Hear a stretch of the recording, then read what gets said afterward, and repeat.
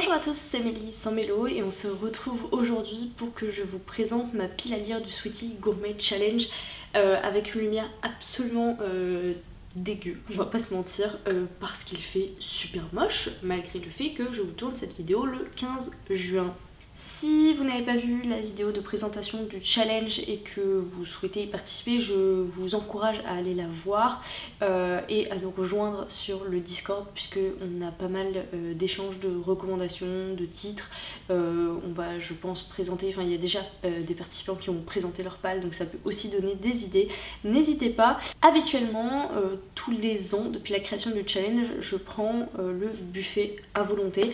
Cette année, j'étais partie pour ne pas prendre le buffet à volonté mais essayer de valider le plus de menus possible afin de valider différentes destinations sur la carte.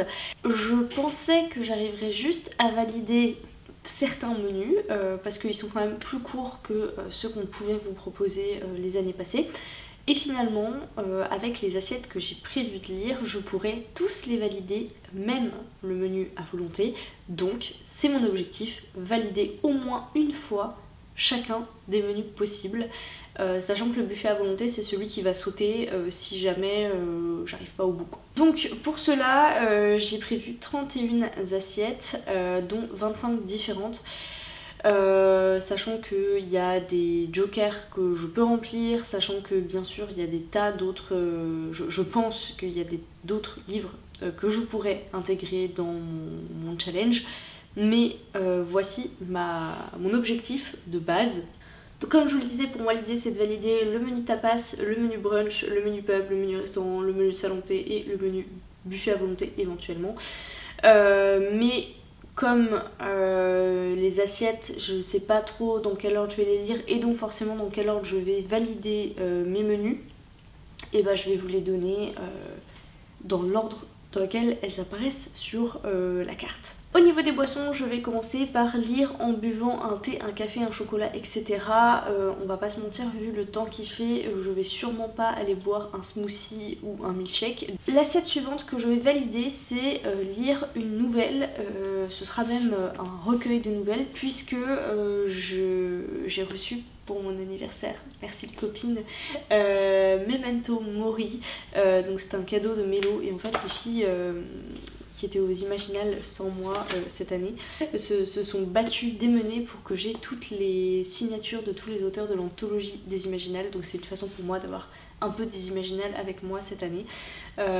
J'ai également choisi de mettre des mirages plein les poches que j'ai de Gilles Marchand, je crois, que j'ai dans ma palle depuis beaucoup trop longtemps, hein. Et c'est un Aux Forges de Vulcain, donc je ne m'inquiète pas trop sur la qualité du texte. L'assiette suivante que je vais valider, c'est un roman de moins de 300 pages, et là j'ai deux options aussi, enfin en tout cas j'espère en lire deux.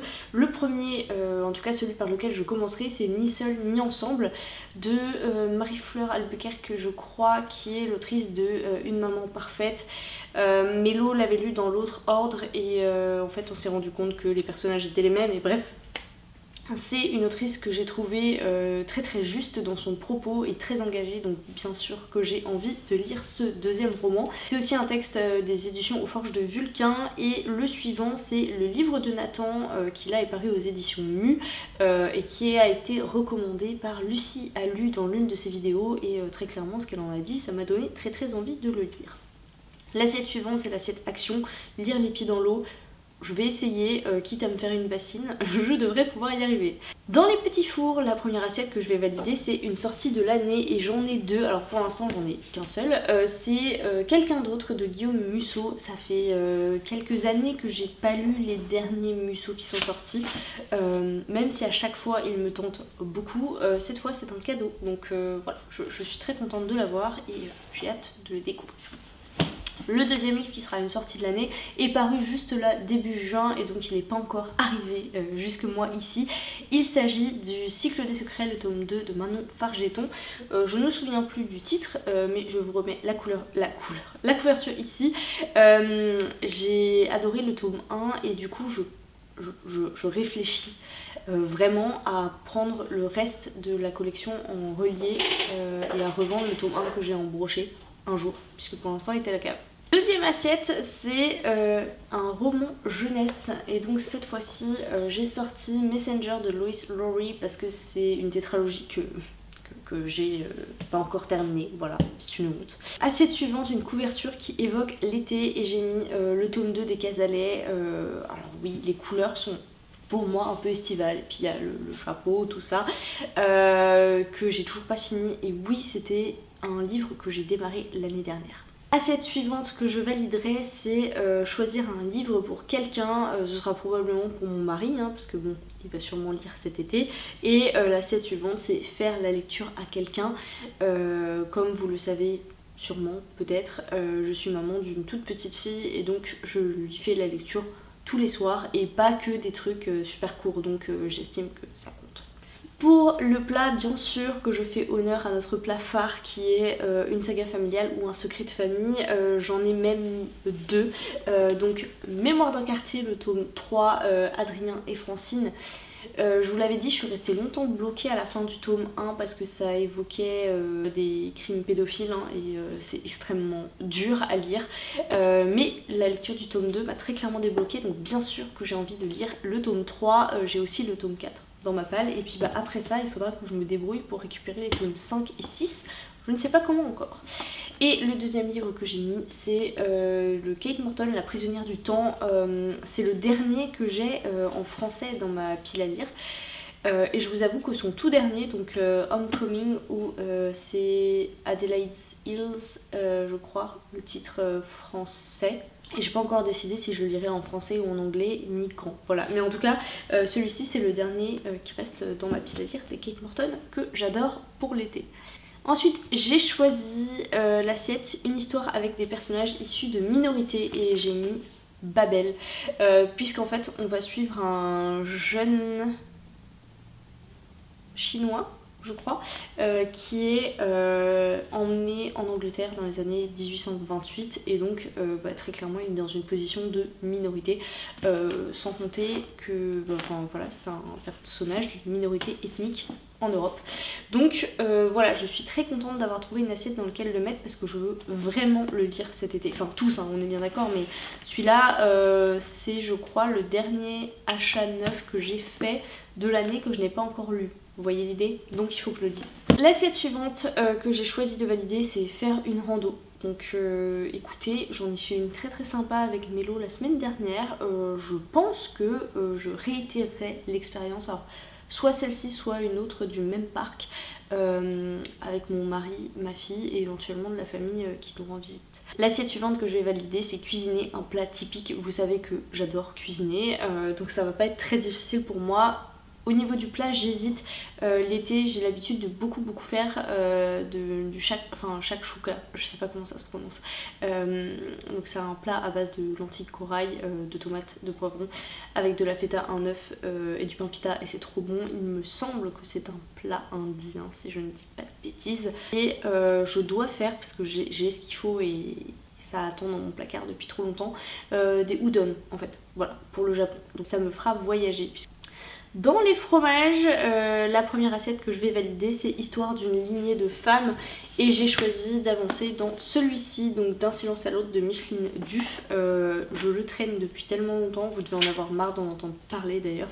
Franchement, j'avais mis des marque-pages pour séparer les 3 tomes parce que c'est une intégrale, et ouais, il faut que je me lance, mais c'était, je me suis un peu arrêtée pour la même raison que pour Mémoire d'un quartier.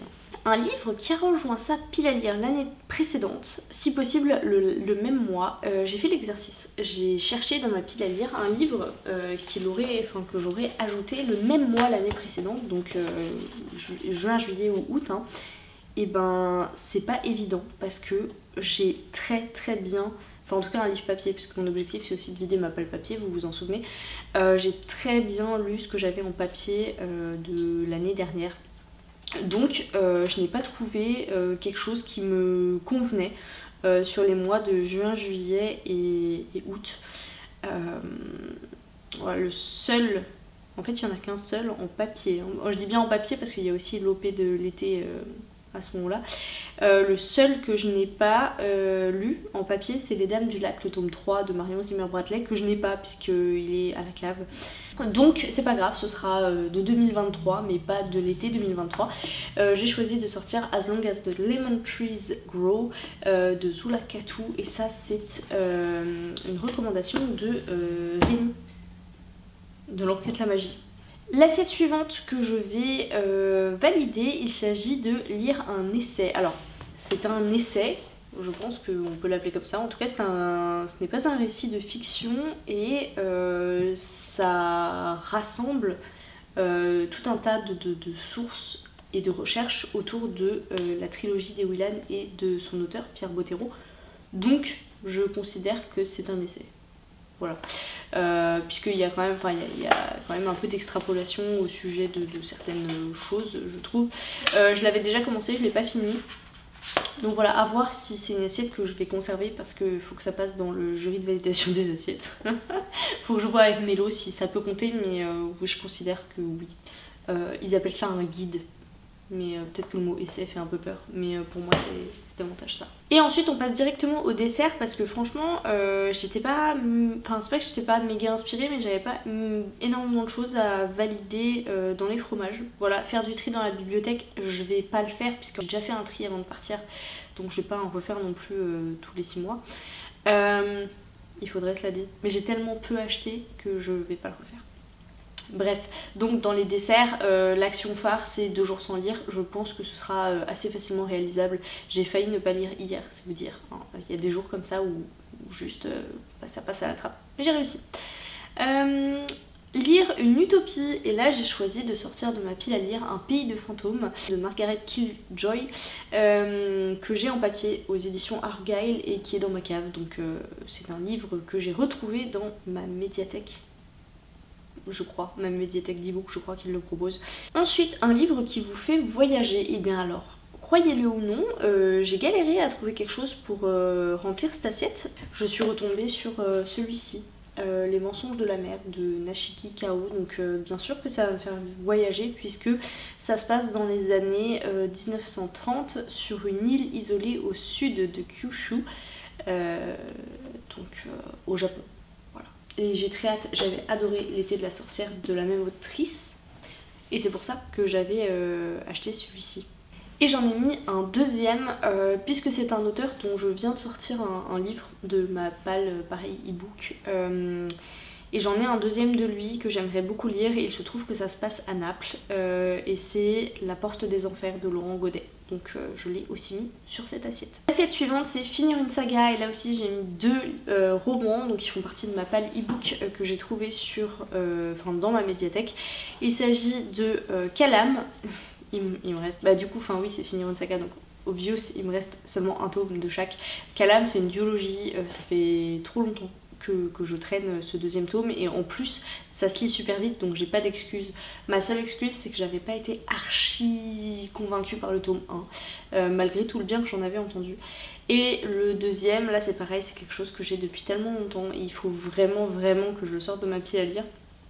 Et à chaque fois ça me fait le même effet, je mets un temps fou à le lire, à lire un tome. J'aime beaucoup et je me dis il faut trop que je lise la suite, et je le fais pas tout de suite, et ça m'a fait la même chose pour le deuxième. Donc c'est Le miroir de nos peines de Pierre Lemaitre, pour terminer donc la saga qui commence avec Au revoir là-haut, dont je n'ai toujours pas vu le film, mais j'ai adoré les romans. Voilà. Ah mais attendez, j'ai oublié un truc là, c'est pas possible. Et j'ai fait sauter les entrées, je vous ai pas du tout dit ce que je prenais pour les entrées, je me disais bien aussi. Pour les entrées, donc je vais commencer avec un livre emprunté avec notre lecture commune sur Harry Potter 7. On arrive au bout de nos lectures communes de Harry Potter. Mais bon, avec le même groupe, on est sur les lectures communes de l'Assassin Royal, donc on n'est pas prêt de se quitter. Et ensuite 2 actions. Le premier, préparer un brunch. J'adore bruncher, j'adore préparer des brunchs chez moi, donc voilà, c'est pareil, ce sera pas très compliqué, c'est comme cuisiner. Et ensuite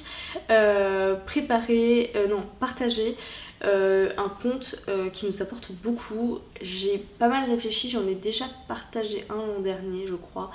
Je savais pas trop